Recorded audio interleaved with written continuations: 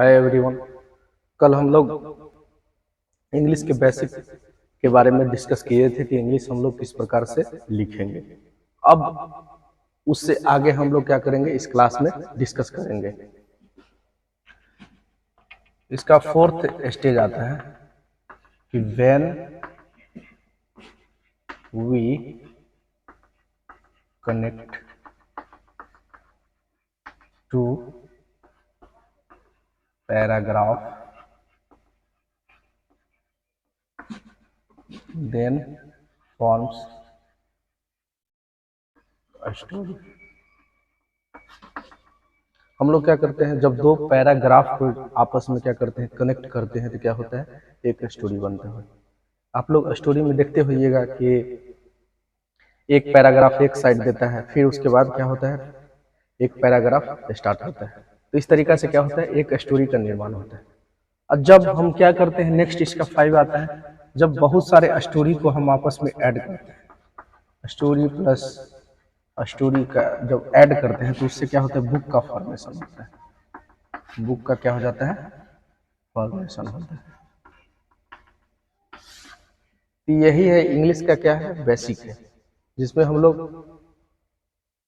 इस चीज के बारे में डिस्कस करते हैं कि मान लीजिए इंग्लिश में कोई भी स्टार्टिंग में हम लोग किस तरीका से उसको बनाएंगे और कैसे क्या करेंगे। अब आज हम लोग एक नया chapter parts of speech start करने वाले हैं।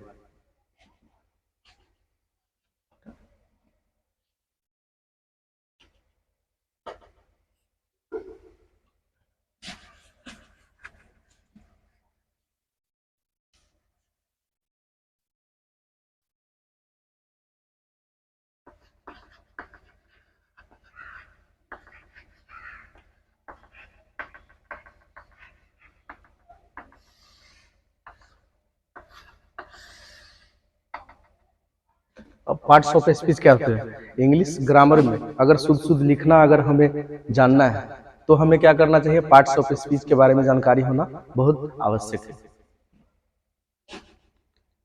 पार्ट्स ऑफ स्पीच, कोई पूछेगा कि how many kinds of parts of speech, तो there are 8 kinds of parts of speech. कौन कौन, noun, pronoun, adjective, verb, adverb, preposition, conjunction और इंटरजेक्शन। ये क्या होते हैं, पार्ट्स ऑफ स्पीच होते हैं।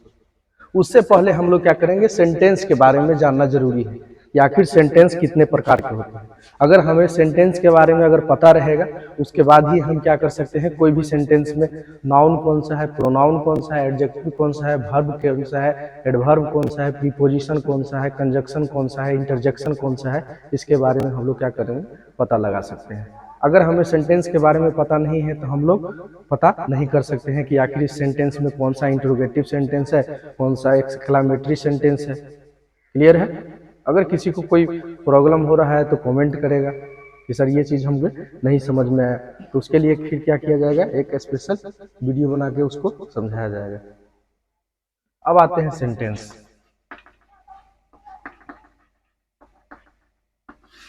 सेंटेंस को हिंदी में क्या बोलते हैं, वाक्य। अब सेंटेंस क्या होता है, a sentence is a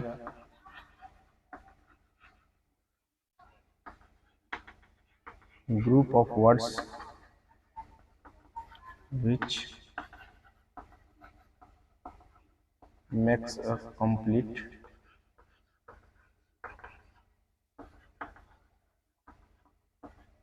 sense.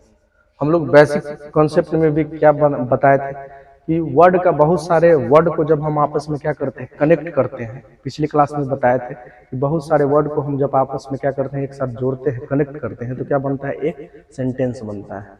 तो सेंटेंस का एक सिंपल सा डिफिनेशन है, हम लोग 1 2 3 से लेकर के बहुत सारे क्लास में हम लोग ये सिंपल सा डिफिनेशन है, जिसको हम लोग क्या करते हैं, बार बार पढ़ते हैं। A sentence is a group of words which makes a complete sentence. शब्दों का वैसा समूह जो क्या करे, एक अर्थ प्रदान करे, वो क्या कहलाता है, मेरा सेंटेंस कहलाता है। अब जैसे सीता सिंग्स ए सॉन्ग। अब Sita sings a song, Sita क्या कर रही है, गाना गाती है। कौन सा गाना गाती है, एक गाना गाती है।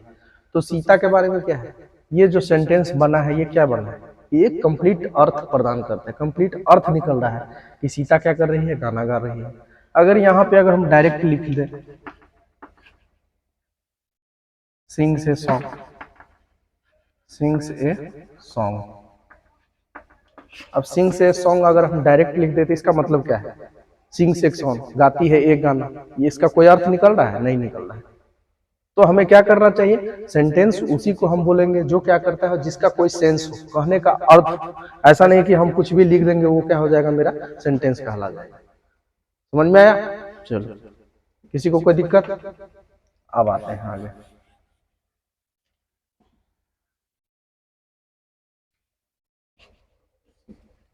सेंटेंस के टाइप। सबसे पहले हम लोग आ जाते हैं असर्टिव सेंटेंस में। असर्टिव सेंटेंस में, असर्टिव सेंटेंस इसी को हम लोग एफर्मेटिव सेंटेंस भी बोलते हैं, एफर्मेटिव।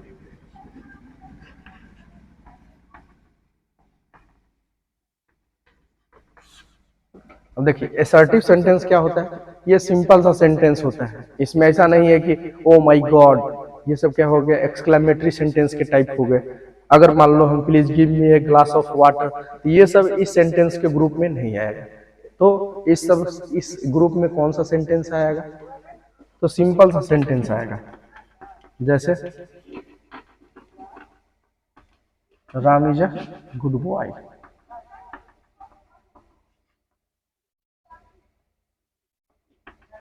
ये क्या है, एक सिंपल सा सेंटेंस। अब देखिए असर्टिव सेंटेंस को दो पार्ट में डिवाइड किया गया, पहला पॉजिटिव सेंटेंस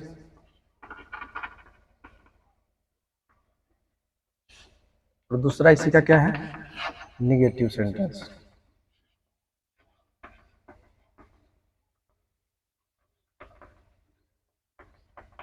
निगेटिव सेंटेंस। अब देखिए पॉजिटिव सेंटेंस क्या होता है कि सेंटेंस का क्या हो, मीनिंग जो है पॉजिटिव हो, पॉजिटिव व्यू। जैसे Ram it's a mango, it's a mango. Ram it's a mango कहने का मतलब क्या होता है, ये पॉजिटिव अर्थ है, इसमें निगेटिविटी का कोई जिक्र नहीं है। तो इस प्रकार के सेंटेंस के हम लोग क्या बोलेंगे, पॉजिटिव सेंटेंस। जैसे Sita sings a song, he wrote a letter, I am writing a letter, Sita works hard, there is a there are 11 players in cricket. तो ये सब क्या है, मेरा पॉजिटिव अर्थ दे रहा है, इसलिए हमें इसे क्या बोलेंगे, पॉजिटिव सेंटेंस। पॉजिटिव सेंटेंस का मतलब क्या हुआ कि जो हमें पॉजिटिव थिंक दे, नेगेटिविटी जिसमें नॉट नो इसका जिक्र ना हो, उस तरीका के सेंटेंस को, उस प्रकार के सेंटेंस को हम लोग क्या बोलेंगे, पॉजिटिव सेंटेंस बोलेंगे। अब आता है नेगेटिव सेंटेंस। नेगेटिव सेंटेंस कहने का मतलब क्या हुआ कि वैसा सेंटेंस जिसमें नॉट लगा हो और उसका जो कहने का जो तात्पर्य है, कहने का जो अर्थ हो, वो क्या हो, नेगेटिविटी हो, नेगेटिविटी हो। उस प्रकार के सेंटेंस को हम लोग क्या बोलेंगे, नेगेटिव सेंटेंस। जैसे राम ईट्स ए मैंगो है, इसका नेगेटिव सेंटेंस क्या हो जाएगा, Ram does not eat a mango. अब आप लोग पूछिएगा कि sir Ram it's a mango, यहाँ पे इट में क्या किए आप एस लगा दिए, और यहाँ पे क्या किए राम डज लगा दिए। तो देखिए अगर हम वर्ब में, अगर कोई भी नाम में, नाम का अगर नाम से शुरुआत होता है तो उसके वर्ब में हम लोग एस या ई एस का प्रयोग करते हैं। और यहाँ पे अगर किसी सेंटेंस में डज का प्रयोग अगर हम करते हैं तो उसके वर्ब में इट एस या ई एस का प्रयोग नहीं करते हैं। तो अफर्मेटिव और असर्टिव सेंटेंस क्या होते हैं, एक ही सेंटेंस होते हैं, जिसके दो टाइप होते हैं, पॉजिटिव सेंटेंस और नेगेटिव सेंटेंस। पॉजिटिव सेंटेंस क्या हो गया, जो पॉजिटिव अर्थ दे, जिसका कहने का सेंस क्या हो, पॉजिटिव हो। जैसे Ram it's a mango, Sita write a letter, I am writing, ये सब क्या हो गया, मेरा पॉजिटिव सेंटेंस हो गया। और नेगेटिव सेंटेंस क्या हो गया, जैसे जिसमें नॉट लगा हो और उसका कहने का अर्थ सेंस जो हो क्या हो, नेगेटिविटी हो। तो जैसे Ram does not eat a mango, I am not writing a letter, Sita does not Sita do not play cricket. ये सब क्या हो गया मेरा निगेटिव सेंटेंस हो गया।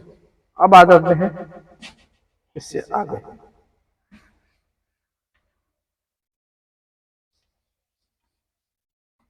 सबको समझ में आ रहा है ना? जिसको जिसको अगर समझ में नहीं आया वो कमेंट करके बताएगा, ताकि हमें ये पता हो सके कि हम जो पढ़ा रहे हैं वो क्या है, सही है कि नहीं, बच्चे को समझ में आ रहा है कि नहीं। ऐसा नहीं कि हाँ हाँ कर रहे हैं, कुछ समझ नहीं रहे हैं। अब आते हैं interrogative sentence.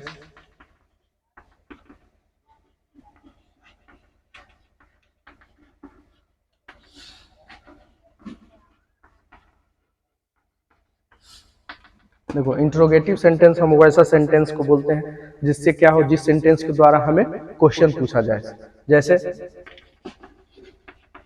Are you ready, are you ready.